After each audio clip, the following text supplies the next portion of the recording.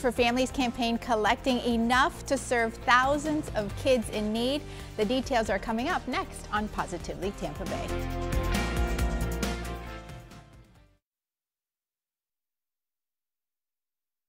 We are in the final stretch of our first Food for Families campaign sponsored by Seacoast Bank. June 30th is the last day to donate to Feeding Tampa Bay for this campaign. It's the nonprofit we're working with to distribute all of your donations. Feeding Tampa Bay is the largest source of food for food pantries and food programs in our entire region. They can turn every dollar into 10 meals thanks to partnerships with grocery stores and food chains.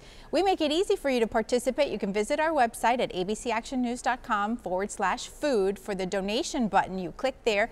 There's also a map with 18 locations where you can drop off non-perishable food items before the last day of our campaign, which again is June the 30th. We welcome back to our studio the fearless leader of Feeding Tampa Bay, Mr. Thomas Mance. Thank you so much for being a part of this campaign. It's been so exciting. Yes. Your team gave us some numbers for the 2 drop dates, and we had 1,906 pounds of food that was donated by our viewers and $3,234.32 in cash.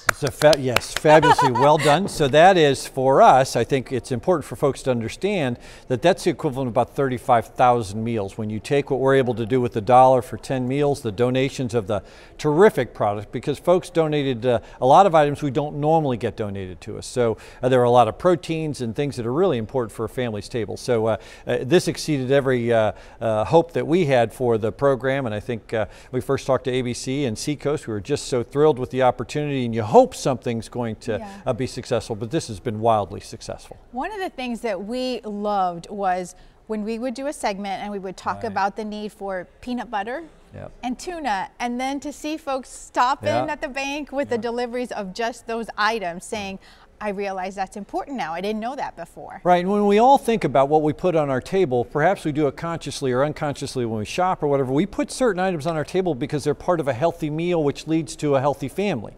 When we say to folks, not everybody has access to those kinds of food or can afford those kinds of food, I think it's an important message to understand, but I think it also helps us tell the story of what many of our families are struggling with, which is really what the program has been so terrific for us, is to also to elevate the story and tell create the narrative around what's happening with a lot of our families here in Tampa Bay. One of the things that drew us to this and really pulled at our heartstrings was learning about the need that children face, especially during the summer. Right, and it gets far worse because many children, of course, have food from school during the school year, and so once summer comes, the pressure on families is significant.